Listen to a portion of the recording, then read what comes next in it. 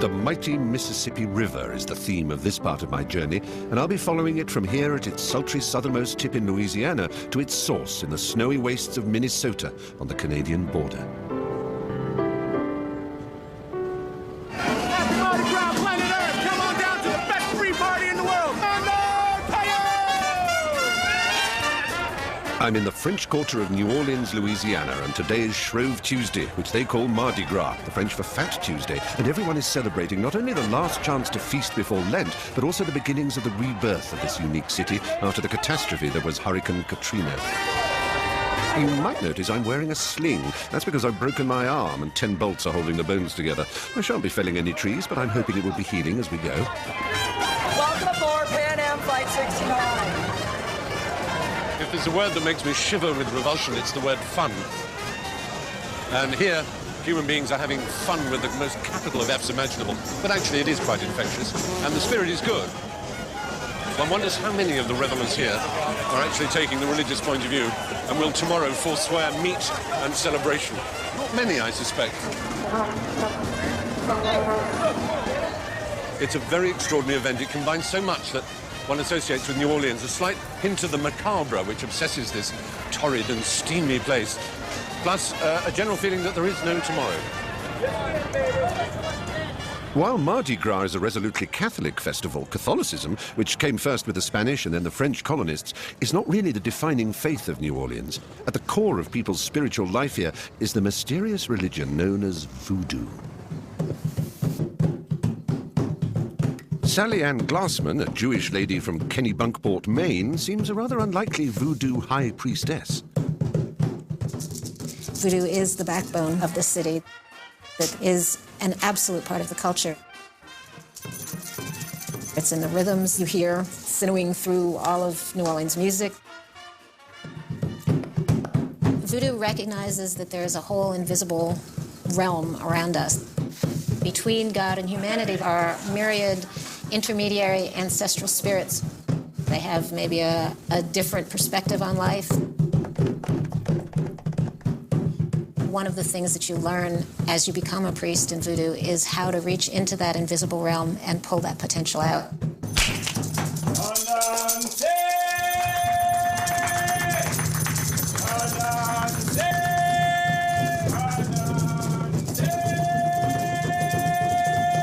In the popular imagination, voodoo is more associated than anything else with sticking pins in effigies, with zombieism, with curses, with slaughtering cockerels and white chickens and having blood. I mean, it's considered a very dark religion, isn't it? Well, it's completely erroneous.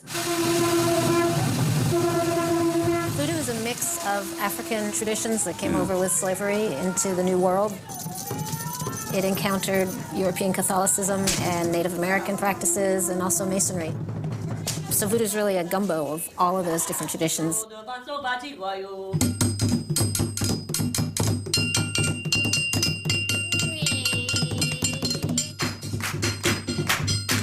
I'm no more a believer in the power of voodoo than in the power of the Virgin Mary, but my arm is hurting and I recognize a good placebo when I see one. I think that New Orleans, because of the presence of voodoo here, has a chance of surviving Katrina. Because voodoo is a religion that allowed people to endure what was truly unendurable, the conditions of slavery, and gave them the strength and the resilience and the creativity to survive whatever happened to them. In 2005, Hurricane Katrina screamed in and destroyed much of New Orleans when the levees, these high banks that hold back the Mississippi and the lakes around the city, broke. Nowhere felt the immediate and long-term effects of the hurricane more than the predominantly black Lower 9th Ward, a district of New Orleans that lies below the main canal. 90% of the houses were destroyed, and 3 years on, practically nothing has been done to rebuild the community. I meet up with Isaiah, who was on his second tour of duty with the US Marines in Iraq when the storm hit. You know, when I came back home, I would have like these flashes in my mind, you know, because I used to roam these streets. You know, my school's right back here. So that's the school there? Yeah, this is Alfred Lawless. Good Lord. Oh, there it is, it's a senior high school. And this is how Iraq is. Bunch of torn down buildings, grass, you know, grown sky high. the streets ridiculously, you know, undrivable, you know? Yeah. Desolate, quiet, you know? I feel like I'm on a patrol right now. And then what made it worse was seeing these, you know, seeing the National Guard riding around in their Humvees, you know. Oh, here, yes. Yeah, here. Yeah, they still do. They patrol around in the Humvees, and there's just no need for that escalation of force because, number one, nobody's here. If this was a middle-class white neighborhood, I cannot believe it would be in this situation. It would not be in this situation. I mean, I love the United States of America, you know? I love my country. But, you know, when you look at the name, the United States of America, I mean, here, I hardly see unity, you know?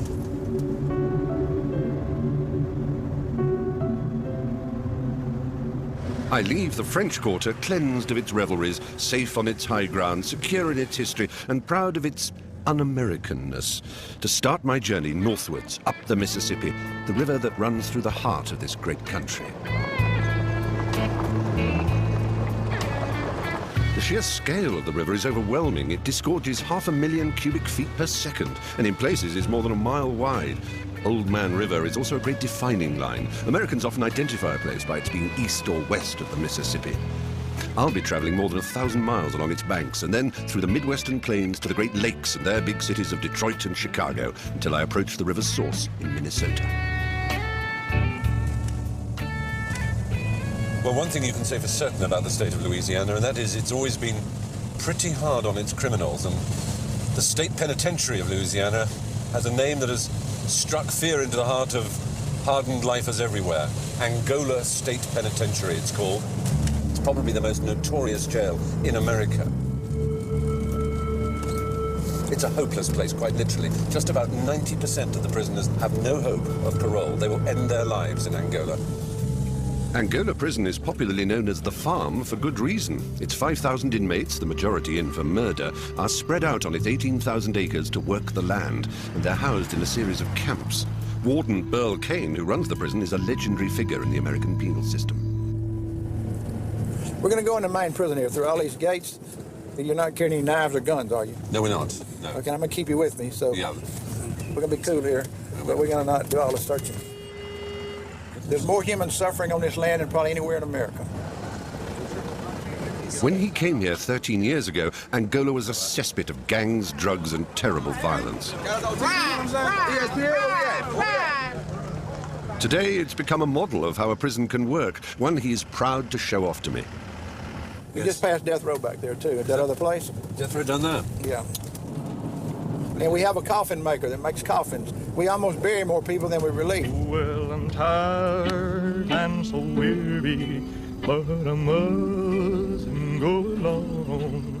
Burl Kane's vision for the prisoner's rehabilitation is a curious mix of Christian morality, good old boy paternalism, and stern liberalism. We got to live life here, and we got to have hope where there's no hope, and we found morality in religion. We don't care what religion, we just look for morality. Moral people are criminals. They're real simple in life. The moral are not criminals. They don't rape, pilfer, and steal. The immoral is what are the criminals. So we can change the inmates to be moral people, then we really rehabilitated them. Well, the morning's so light, and the land is light, and the night... Every inmate here has a job, and that gives them meaning and purpose in life. You think that a prisoner who murdered somebody did this, and it's his way to give back and say, I'm sorry, you know, and I'm asking forgiveness for what I did, so horrible. Yeah. This man is not going to be prone to commit the violence he did in the past. And you do it for nothing, wouldn't you? Yes, sir. I'm bragging on you, you hear that? That's a Peter Actree. All right. Yeah. That's why I build him kind of strong, you know? Yeah. I test ride him to make sure. Right. Do you really? If I can fit it now. Yeah, no, that one you I probably can't have fit. trouble. No, I can't fit that. Been in Angola now, 10 years. 10 years. Do you mind me asking what you did to bring you here? Yeah, I'm on a drug charge. The drug charge? Yeah. Yeah. But you're off the drugs now, are you? Yeah. You're clean? Yeah, I'm clean, sure. Is it a clean prison here? Pretty much, you know. There will be peace in the valley for me someday. There will be peace. And there's a field line coming to work. See how they're lined up marching? Yeah. And they're going out, and they have a guy walking in front. And we raise everything we eat. We don't open a can. Because I don't do chain gangs. That's why I have the correctional officer with a gun. Yeah. And, you know, if they run away, we're going to shoot a warning shot, and the next shot, we're going to shoot a wound. just shoot the gun. You know, I don't just make the noise. But if they don't shoot, the other inmates will think they won't, and they'll all try to climb the fence. So shoot the gun. I have 88 on death row. They don't go out to work. No. I would be afraid they would try to run away to commit suicide by making us shoot them. There will be peace in the valley for me. There's repercussions if you aren't good. You're going to lose some privileges you really don't want to lose. Driving through his mini-state, it might seem that security is pretty lax, but Warden Burl soon puts me straight. But there's 18,000 acres here. This is as large as Manhattan Island, so it's hard to get away from it. You got to run a long way before you get onto somebody else's land. See where the wild hogs root right there on the side of the levee? All that red wild hogs. You have wild hogs here? The wild hogs are dangerous. If you go in the woods and inmates see that, and they know if they run in these woods, they got to go through the rattlesnakes. You have the panther, and you have the bear, and you have the wild hogs. We see alligators here. We have a lot of alligators. That's another thing to stop you escaping. Yeah, the alligators are my guards. They all know they're here, so they know they're guards. So I had too many guards. The alligators like to eat dogs, so when we run the bloodhounds, we don't want them chasing the dogs. We have the finest bloodhounds in the country. We can find you. Should we set the Sandman or somebody, maybe the director, actually, JP, should we just send him off into the woods and get him chased? That Yeah, we can find him. If he runs away, I promise you you'll have him back on. He has a very strong smell, I know plane that. to England. Yeah, I could follow him, actually. There will be peace in a valley for me.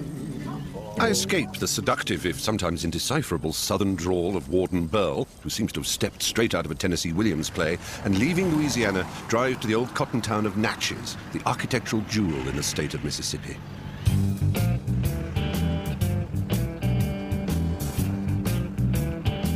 This is the town of Natchez, one of the great, well-preserved southern towns, filled with antebellum homes, pre-Civil War houses, got rich on cotton and slavery.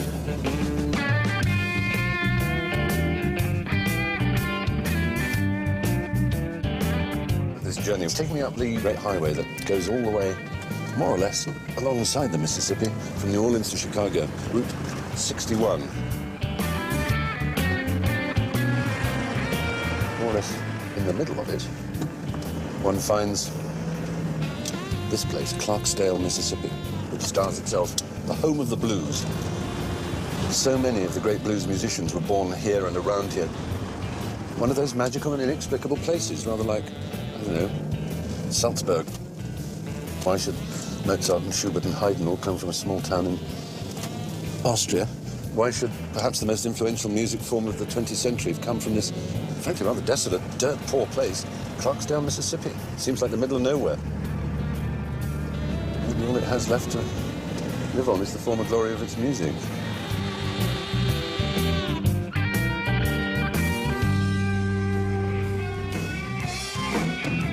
But there is someone who wants to glory in this past. Ground zero is Oscar-winning actor Morgan Freeman's club.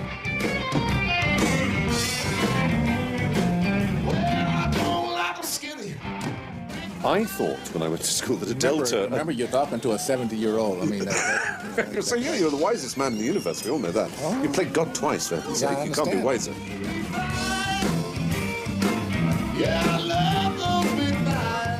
They call this the delta because although it is an alluvial plain, right? The Mississippi River used to flood regularly. This whole area. This whole area. So there is all this alluvial soil here. Right. It is extraordinarily rich. Yeah. So that's why they call it delta. Cotton was king in the delta for many, because now we have machines that can do the work of 1,000 men in a day. And so you've got a huge population. You have a huge population out of work. Huge. I mean, the point of view is that we have to forget not forget the past. That's nonsense. No, I don't mean that. No. What I mean is we no longer talk about... Yeah, we transcend it. That's a good word. Yes. We don't have to talk in terms of black and white, in terms of oppressed and oppressor. No. We have to start thinking about Americans, about state citizens. You sound like Barack Obama, you know? Well, yes, I guess it's his time. Well, that is a subtle segue. But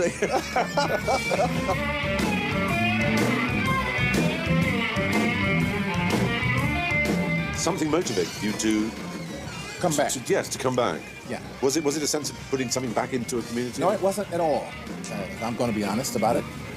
It was a realization of where my peace was in life.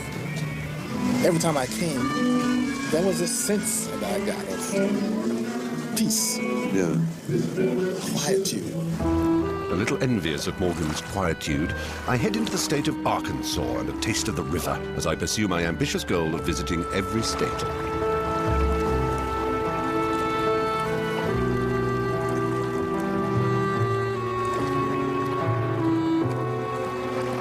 Essentially, of course, all the water of central continental United States drains into this river, doesn't it? Everything in between Appalachia and the Rockies. And all the way up into the Canadian prairies. John Rusky understands the allure of the Mississippi and runs courses in rivercraft for urban kids. It'll sure humble you. I was born in the Rocky Mountains, and I've never been anywhere that I've felt the power of God. More than here? Than here. Really? I've climbed 14ers, I've been to the bottom of the Grand Canyon and back up, nowhere else. It's interesting. It seems so gentle now. It's a real old man river kind of feel. Just keeps rolling along.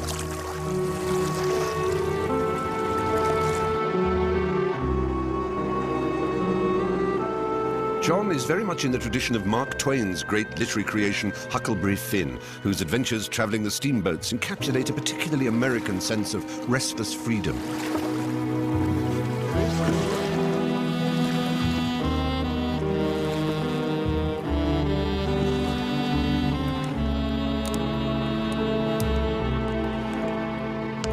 Huck Finn. What is it about Huck Finn that seems to capture the American imagination almost more than any other book? Yeah, we have such a rootless and restless attitude in this country. We love looking at the horizon and seeing what's beyond, you know? Yeah, there's always something at the end of the rainbow. You've got to keep traveling, keep going forward. Anyone who goes to the edge of the river is always looking downstream, wondering where the river goes. Every time I'm away from here, I'm always thinking about the Mississippi River. Really? So although it's a place you move along, the whole Mississippi is your home, is it? Seems like, yeah. You can go anywhere on the last 1,000 miles of the river, the lower Mississippi, and you feel the same thing. It's these places, big open spaces. Yeah, here we are, and almost nobody passes us. We've been here out on the river for some hours now, getting here and eating and preparing food. Yeah. And it's completely peaceful. In some ways, they're frightened of the river. People are terrified of the river. Yeah. And the closer that you live to the river, the people that live just over the levee, they're the ones who are most scared of it. With good reason. With good reason.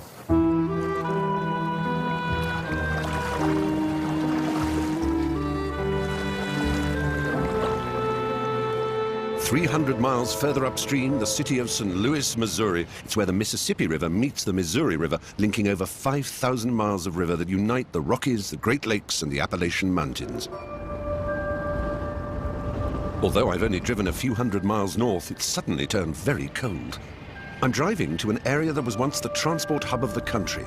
The long-abandoned stockyards were also the home for many, many years of my guide, William. One of the most unimaginable things about being homeless here is just simply the temperature. I mean, today we're -5 or something, and it gets a lot colder than that, doesn't it? Well, yeah. You know, when I was staying in the abandoned buildings, the inside temperature is a lot colder than the outside temperature. Yeah. It's about 20 degrees colder inside. How did you keep warm when you were homeless? Blankets and a whole lot of clothes. Yeah. How many years were you homeless for, William? 25. 25 years? Practically half of my life.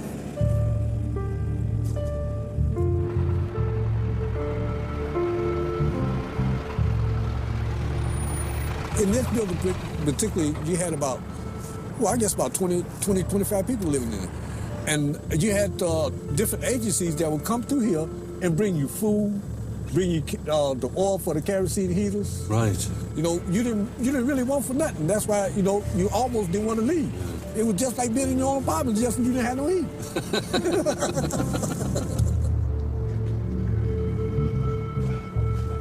The Riverfront Hilton. Riverfront Hilton.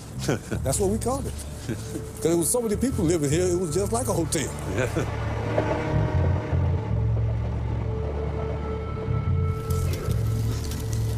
Fire, how wonderful. Yeah. Hi. Hello. Hello. Hey. How y'all doing today? Stephen. Harry. Harry, how do you do? How long have you been together? 3 years. Oh, wow. And is this where 2 years too long? Now then. She's a bitch from hell when she gets drunk. But other than that, she's all right. You got a house? You might as well say it's a house. We got 2 bedrooms. Yeah. This is where you live at. This is where you're going to make your home at. Must be so hard. No, it's not that bad. No? It's not that bad. I was thinking I couldn't survive a day then. Oh, I'm soft and fat You and... pussy. Yeah, I know. That's exactly what I am. Remember that day you hit that dude in his mouth? Yep. For calling her a homeless crackhead whore? I bounced him off the cobblestone and into a dumpster and off my knee, and I said, that ain't gonna happen. You don't disrespect anybody. That's like my little sister. Yeah. Just like my brother-in-law. They treat us like shit because we're homeless. We choose to live like this. So you don't share the American dream if the American dream means getting your own house and yard and your own kind of mortgage and you know, the 7 TVs and... Been there and done You've done that. Panhandlers, hobos and bums are very much part of American history and folklore. That sense of freedom that the sheer vastness of the country can evoke, perhaps, makes the American dream less about 2.4 children and a house in the burbs than the lure of the open road.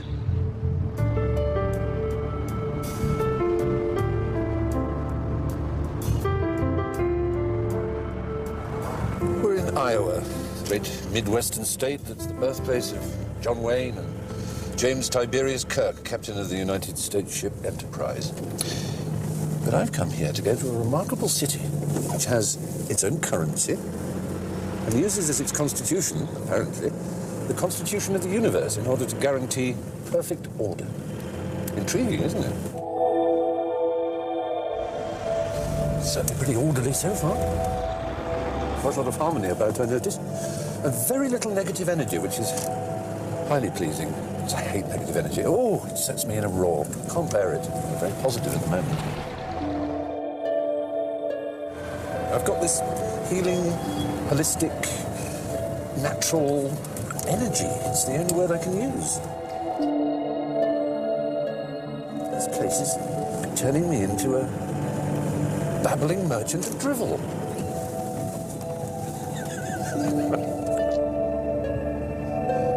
Maharishi Vedic City is the world center for transcendental meditation, an ancient form of yoga interpreted by the modern Maharishi who taught the Beatles.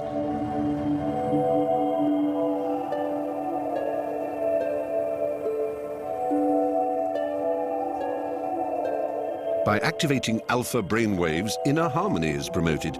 The practitioners believe that TM, as it's often called, is the answer to both one's personal and all the world's problems. Golly. Hard to tell what's going on behind closed eyes. Perhaps illumination will be found with Dr. Fred Travis, who's head of the Research Institute here at the so-called capital of the global country of world peace. My alpha waves are to be tested, as well as my credulity.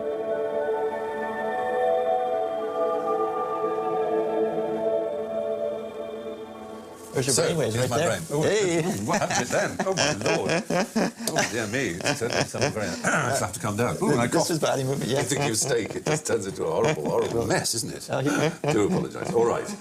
So this is you doing the task. So what we can see here is there's a little bit more alpha activity. It certainly is. Where's the highest peak? Yeah. Alpha is more the relaxed wakefulness. Oh, you know, this seems such a sane and an excellent project to, you know, people in search of enlightenment and happiness. No one's going to quibble that that's an important and valuable quest. And then we bang into this idea of yogic flying, and you think, oh, hello, what's going on here? The people hopping about in bedrooms, looking as if they might be rising off the ground, but not really. Claims which, well may attract some people, but will turn others like me completely off. The reason for yogic flying isn't to hop around. It's not a new way to go to the grocery store. No, I got you. Yes. If you go to a very fundamental level of the mind, you can ultimately move the body. So if you look at what's happening in the people's brains during yogic flying, just before they take off, there's a huge change. Do you know what motivated the Maharishi to come to Iowa? The college was for sale. I'm not sure what I think of all this, but I do know that Americans seem to be more open than most to anything that might bring about self-improvement. And there is something rather wonderful about the incongruity of yogic flying over the wintry Iowan cornfields. But I have no time, and even less inclination, to try it out. To the northeast lies Chicago, but first I must make a detour through Indiana and Ohio to Michigan. What to do in Indiana? Well, I've always wanted to ride in one of these classic big red fire trucks, and in Elkhart, Indiana, I fulfilled that dream, riding up front with Fire Chief Mike Compton. I'm going to get a taste of what the choking reality is. It's a hard job to get these days. We had 240 applicants for 8 jobs. I know when I got hired, I got a 3-day training that basically said, follow that guy with the gray hair, keep your mouth shut, and do what you're told. I spoke to a farmer once, and he said, oh, yeah, oh, we all love a good blaze. And we do. Yeah. It's kind of funny that if you take an engineer, he wants to prevent a building from collapsing. Yeah. You take a fireman, he doesn't always want to prevent a fire. He wants to have a fire.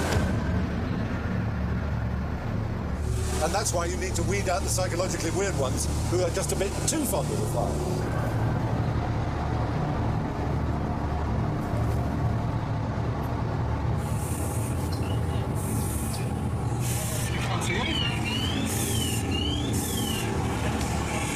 To be a fireman in the States is to be an authentic American hero, untainted by corruption, politics, and ambition. After 9/11, the job became even more glorified and even more desirable.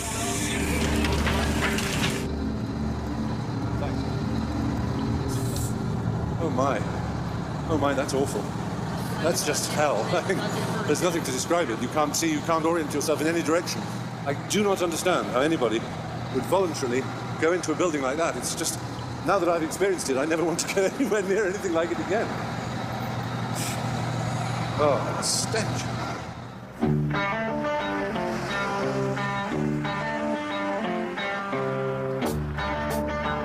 The nearly rolling farmland of Ohio. A lot of states have had songs written about them. Georgia, Texas, California. They're usually rather romantic and optimistic. There's a great song written about Ohio. It's very melancholy, and it memorializes a sort of turning point in American history, really, when the 60s dream went bad. Some students at a university in this state, town of Kent, part of the state university known as Kent State, were demonstrating against the Vietnam War, the invasion of Cambodia. And in came the National Guard, kind of soldiery of the American army. And they shot 13 of them, 9 very seriously injured, 4 killed. Young students demonstrating on a campus in a university, shot dead by soldiers of their own country. And it happened in this innocent-looking farm state. The great Neil Young wrote a wonderful song about it. Gotta get down to it. Soldiers are cutting us down. Should have been done long ago. What if you knew her and found her dead on the ground? How could you run when you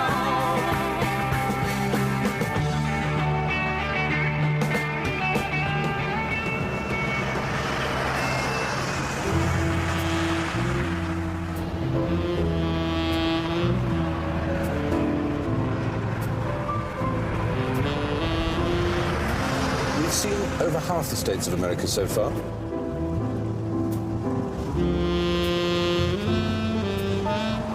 We've seen mountains and hills and rivers and beautiful cities.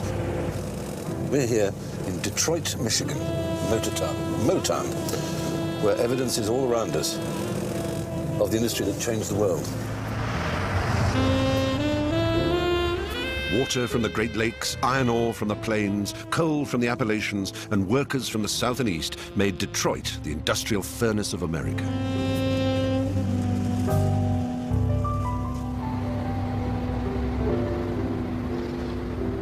Henry Ford, who started his business here in Dearborn on the outskirts of Detroit, could be said to have invented modern America and defined millions of people's lives. His famous dictum that history is more or less bunk is somewhat at odds with the village he created next to his factory, a village full of history, pillaged from every corner of the planet. But people are ever complicated and contradictory, which the best machines are not. The Model T he built here on the first ever mass production line is still considered the most successful car ever made. Simple, effective, elegant, cheap enough to be bought by Ford's own workers. The Tin Lizzie, quite simply, transformed the world.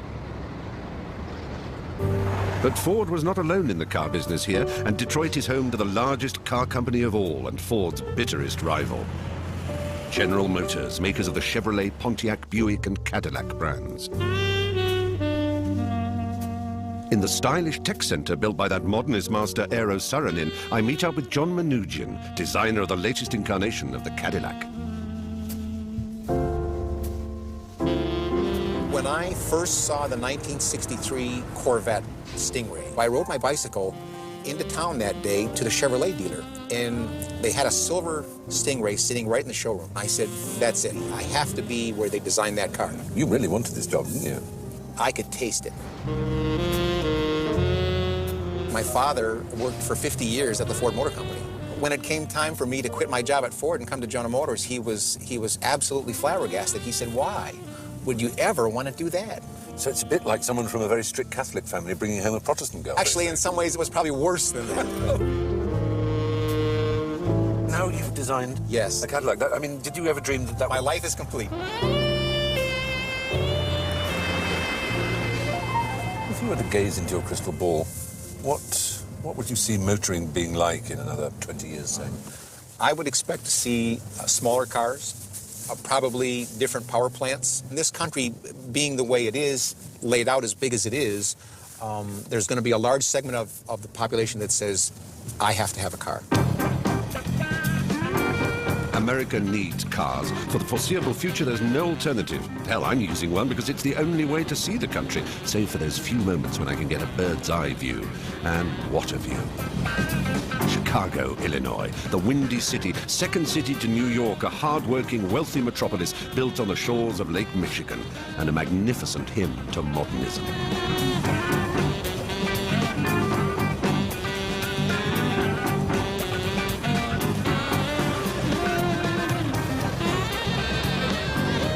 Chicago is also home to its very own style of the blues. Yes, I don't drink because I like it. No. And Buddy Guy is their god. I'm just trying to ease my worry. From Jimi Hendrix to the Stones to Eric Clapton, they've all worshipped at the frets of his guitar. If you see me get kind of drunk, please don't pay me no mind.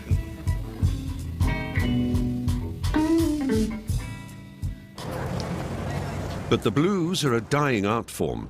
Buddy Guy takes me down memory lane to the once thriving working-class south side of the city. This is the place of the most famous blues club on the south side of Chicago.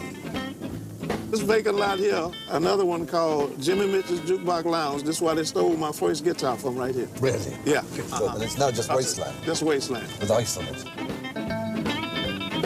So I used to live around the corner. I'd leave home to go to Pepper's Lounge. I never made it because every time I would pass a joint like that, I could hear the music loud playing. And I'd say, wow, this sounds so good. I got to go see who this is. When I walk out there on this side of the street, same thing. That side, this side. They had blues clubs, I mean, everywhere. I don't even know how to come down this way no more because I hate that flashback. Yeah, those things are gone. Oh, yeah, you know, it's, sometimes you feel like crying because, you know, what happened? Because people was having so much fun. I mean, 24/7. It saddened me because those days are never coming back. Tell me what the reason. You keep on teasing I mean, some people laugh at the blues and they say it's always about being miserable. What do you think, though, about it? When you hear B.B. King saying, I got a sweet little angel, I love the way she spreads her wing, that's not miserable. Entertainment has always been a big part of this city, and while the blues clubs may have passed away, one institution that has gone from strength to strength is Comedy Theatre Second City. Comedy improvisation could be said to have come of age at this institution. For half a century, some of the greatest and most famous comedians in the world have started their careers here. Your girlfriend's in there right now. Oh, great. I haven't seen her in a while. Whoa. How can I tell this? She's, lost her clothes. Maybe she went out here for 5 minutes. Whoa. All right, 2 minutes. Oh dear, what I was most dreading, my turn. Would you be offended if I said that you seem to me to be in every way the visible personification of absolute perfection? Oh.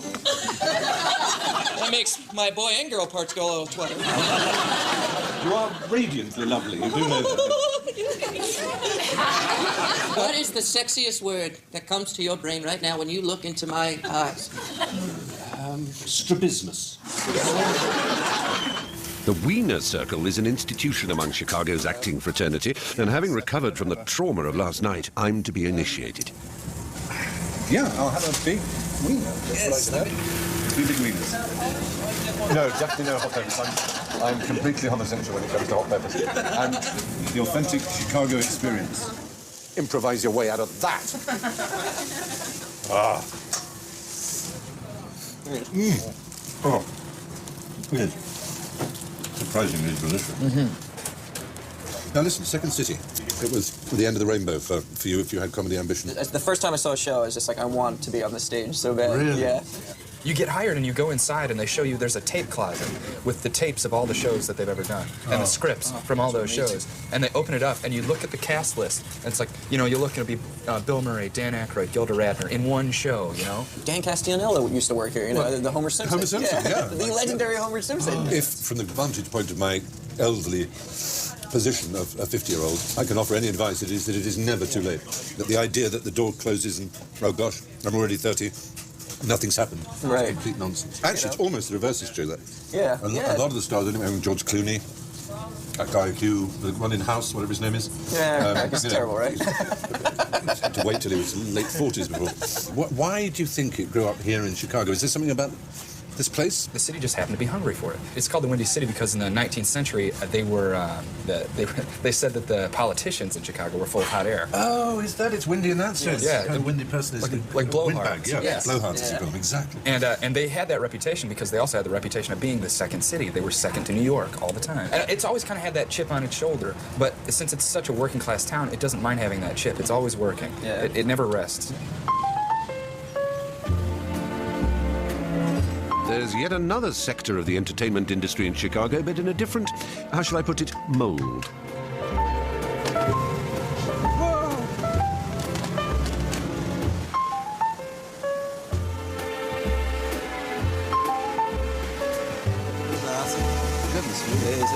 Oh, my Lord! That's incredible. That's real copper. Real copper. So beautiful. Okay. Oh, here's the big one. That's the big one. Gold. That's the little gold one. Oh. Okay. Yep. Oh. Gold, Mr. Bond. Wonderful gold. I love its softness, I love its beauty, I love its colour, but most of all, I love its value. Yeah. It's the real thing. It's an Oscar.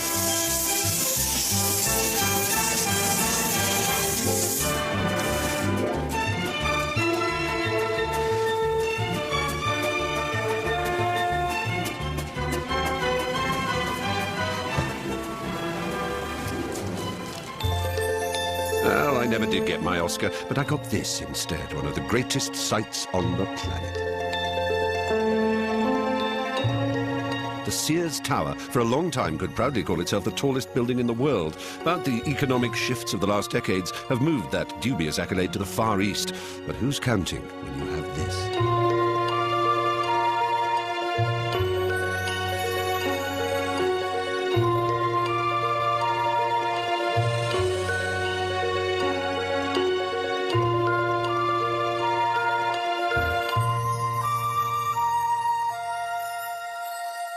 Leaving Illinois on my way to Minnesota, I head into state number 30, Wisconsin. So, here we are in Wisconsin. And a thing I ought to tell you, which you may not be able to tell yourselves, is that it really is very cold. It's exceptionally cold. A few hours ago, it was minus 25 degrees centigrade, which is jolly cold in anybody's currency. And I have proof of it because I had a bottle of water, which I had last night, left in the cab. And as you may be able to see, that is one solid, completely frozen bottle of water. Ah, very pretty there. Very Scandinavian around here. Jensen Motors and things, I see. Uffe Damart. Sorensen's Auto Sales.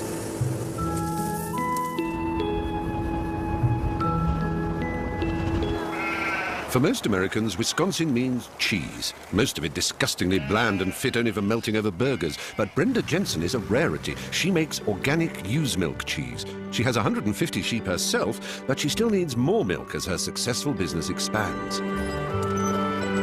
Brenda's desire for unadulterated milk leads her to equally unadulterated Amish neighbors. The Amish are a Christian sect who don't believe in mechanical devices, so don't use cars, tractors, phones, or shavers. They also don't like being filmed, but take it from me, they're very friendly and sweet and not in the least solemn or disapproving. Come on, girls. Come on. Come on. Yeah. Here they go. They're very keen to be milked, aren't Oh, they? yes. Wait, Now we've got all these udders presenting to us. Do. Oh, yeah. Yep. Okay, darling, I'm going to have a go. Excuse me. Oh, Lord. Hang on. You've got... Come on, look. Ow. Oh, that's one. Where's the other one? Oh, get up. Bloody hell. There it goes. Right out. Yep. There it goes. There's the milk. Oh, my, and that flows up into one of these pipes. They certainly like to present their lady parts, don't they? They do. There's no mistaking. Obviously attractive to a ram. So many things going on there. With folds and puckers and oozings. Oh, what's going on? They've recently had babies. So they're a little, yes, a little stretched at the moment, darlings, aren't you? Yeah. Little slack. Take your finger. Oh, my goodness. And, ooh. Yeah, just take a break like that. That's you can tell like that a milk the cheese is jelly. ready. Wisconsin, I mean, is it thought of as a very much a capital of good dairy farming? Oh, yes, very much so. Wisconsin is cheese. I have to say to you, without wishing to be offensive about America, but one of the most notable things about America is that cheese generally is appalling.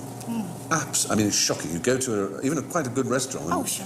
A, they don't serve it, and the cheese they melt and put on things is just it's orange. But we're learning. Some of it comes out of a can. Yeah.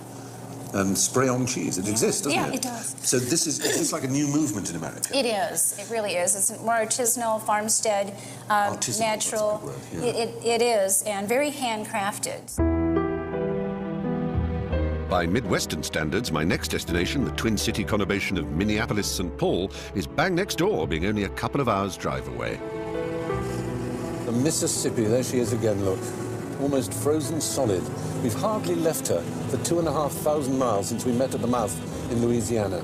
And now, 10 states later, we've traced her almost to her source further upstate in Minnesota.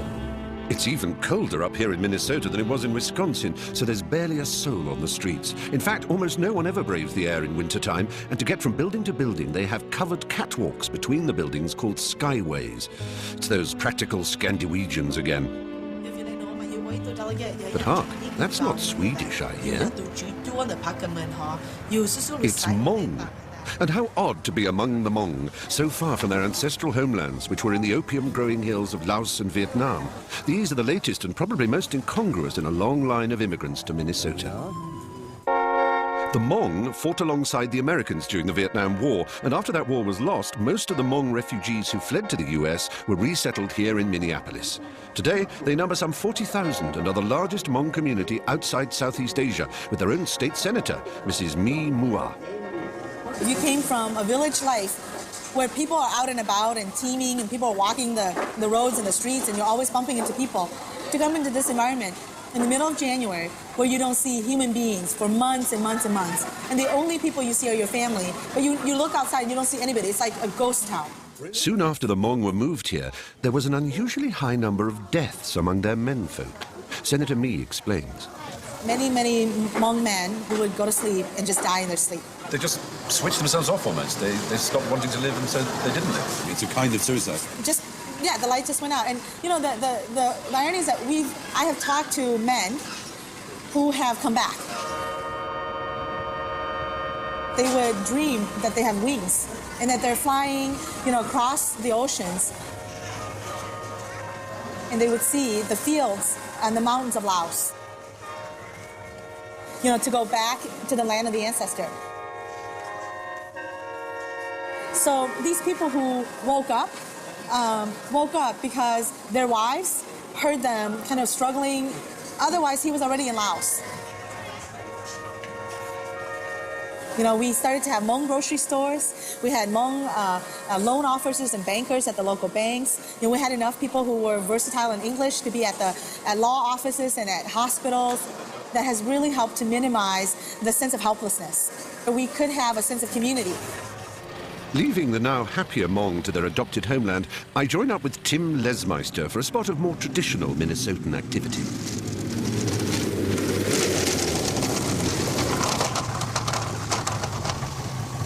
Whoa! That was fun. That was a good ride. Whoa! Whoa! Quite icy on the ice. Right here where we're standing, there's literally thousands of fish below us ready to be caught.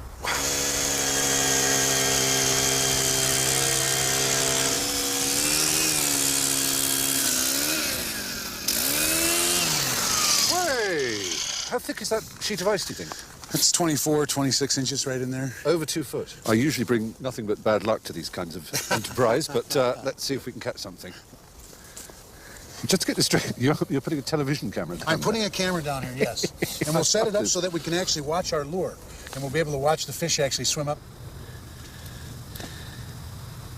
There's 2 of them now. Oh, that's a nice fish, too. Okay, come on. Okay, here he comes. Here he comes. Ooh, I think he's going to take it. Come on. Oh, he's really on top of this one. Oh, he swam away. Oh, no. Not ringing the dinner bell for him yet. What made Tim and his ancestors settle in this icy land? The Scandinavians actually came over here looking for a new life, but when they got to Minnesota, they said, this is just like home. Yes. Well, let's stay here. The people in Minnesota tend to be a little quirky. I suppose you have to be if you're going to be crazy enough to live this far north. Come on, fishy. Yeah. These fish are really negative. They're toying with us. They know that we want one so bad. If we didn't want a fish... Yeah, it's true. Let's not want one. If we didn't want a fish, we would catch a fish. Actually, it would be rather a bore if they bit, because I'd have to turn the reel and bring them up. So I'd much rather you just go away, please. Bother someone else. That's right. See how this reverse psychology works. That's right. Ooh, ooh, big bass, big bass. Don't, big bass, big bass, big bass. Oh, that would be Where's good. That line? Where's that line? Big bass. Come on, come on. Oh, really, man. Oh, hey! it's a sunfish. That's actually a nice one. What is he? That is a sunfish. He's beautiful. Yeah, it's a beautiful fish. Cold. I mean, it's coming ready frozen virtually. And this is probably the biggest fish ever caught in this lake. Would you say it's a record fish? No, oh, come on, yes, it is. Oops. Oh dear. It's the first fish I've caught since I was about 10 years old. This is? Yeah. I'm not scared of it, Tim. I don't want you to think that I'm scared of this fish. Oh, this is a nice one. This is a serious fish. That's bending. This is really bending the rod. Oh, yeah, it's a piggy. He's up to the hole. He's up. He's up. He's up. Oh, I say. Bravo. That's a pike, isn't it? That is a pike. Yeah. He's absolutely beautiful. That is a beautiful fish. I would go as far as to say that was bigger than the fish I just caught. I think it is. I genuinely think that's bigger than my fish. I'm guessing it was pretty close. Pretty close. Actually, mine goes from there to there. Yours goes. Yeah, yours is just bigger. Well done. That's a nice big fish. There it goes. Off she goes. Oh, that's wonderful. I like to see them put back. That is really good. These are the spoils. Pitting our wits against the mighty sunfish. Oh, this is brilliant. It's been quite a journey from the Gulf of Mexico and New Orleans, where the river Mississippi empties itself in warm, steamy, torrid Louisiana, right here to fresh, chilly Minnesota, which is the state where the Mississippi begins. We've followed music and food. That's slightly worrying. That's just ice cracking. Oh, that's ice cracking. Sorry. Oh, that's all right. I thought it was a leaf rustling. If it's only ice cracking, get out of here! And so we did. Next week, I shall be travelling from the glaciers of Montana on the Canadian border right down through the high prairies and Rocky Mountains to the arid deserts of Texas on the border with Mexico.